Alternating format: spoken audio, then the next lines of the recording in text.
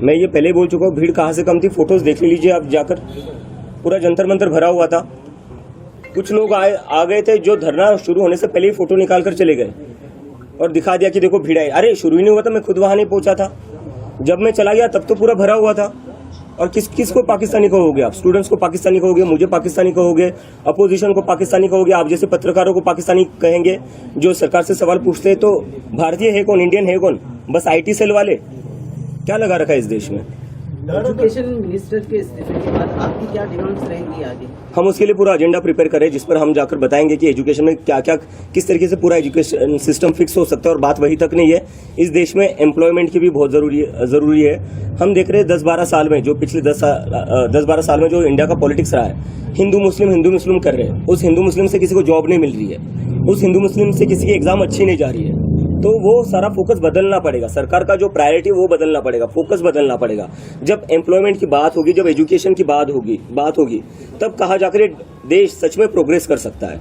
क्या आपको लगता है कि जेंजीज की वजह से जो नियर बाय कंट्रीज है वहाँ पर रेवोल्यूशन हुआ है, तो इंडिया में भी हो सकता है? नियर बाय कंट्री से मैं कंपेयर नहीं करना चाहूंगा, क्योंकि मैं देख रहा हूँ कि एक इकोसिस्टम है, सरकार का एक नैरेटिव चल रहा है जो बार बार बांग्लादेश में जो हुआ, नेपाल में जो हुआ, उससे हमें कंपेयर करके बोले जा रहे हैं कि ये लोग देश में तबाही मचाना चाहते। कल देख लिया, कल जंतर मंतर पर पूरा भरा हुआ था, इतनी भीड़ थी, कहीं पर भी कुछ नहीं हुआ, एकदम शांतिपूर्ण तरीके से प्रदर्शन हुआ। कल हमने दिखा दिया है कि ये प्रदर्शन हम शांतिपूर्ण तरीके से ही करेंगे और करके दिखाया है हमने, और आगे जाकर इससे भी बड़ा प्रदर्शन होगा जो पूरा शांतिपूर्ण होगा।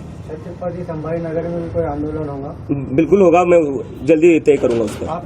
राजनीतिक पार्टी के लोगों से, बड़े नेताओं से कोई बातचीत हुई है इस बार? बिल्कुल नहीं, किसी से मिलने बिल्कुल नहीं, कोई आपसे मिलने वाला? मैं सीधा अपने घर पर आया हूँ। एयरपोर्ट से मैं गया जंतर मंतर से मैं गया एयरपोर्ट, मुंबई लैंड हुआ, सुबह यहाँ पहुंचा, सुबह बाय रोड में यहाँ पहुंचा।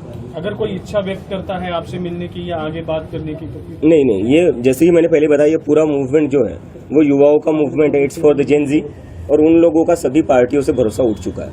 तो जिन जिन लोगों को हमें समर्थन देना है वो बाहर से समर्थन दे सकते हैं, लेकिन हम खुद किसी से भी एसोसिएटेड नहीं होंगे, ये मैं बात क्लियर कर देता हूँ। ये देश के किस किस कोने से आया था, आपने कुछ इसको एनालाइज किया है, कुछ स्टडी किया? कल जो मैंने टी-शर्ट पहनी थी वहां पर Indian Jersey, Indian cricket team की, वो एक लड़का आया था सिक्किम से, 1500 किलोमीटर दूर से आया था।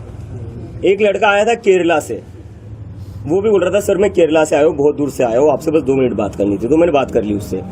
कुछ लोग आए थे उड़ीसा से, कुछ लोग आए थे बंगाल से, राजस्थान से लोग थे, गुजरात से लोग थे, महाराष्ट्र से, तो मतलब पूरी टीम में मेरे जितने भी दोस्त थे पुराने, वो सारे वहां पर ही थे। तो पूरे देश भर से लोग आए थे। कश्मीर से भी एक दोस्त मिला था मुझे, वो भी आया हुआ था।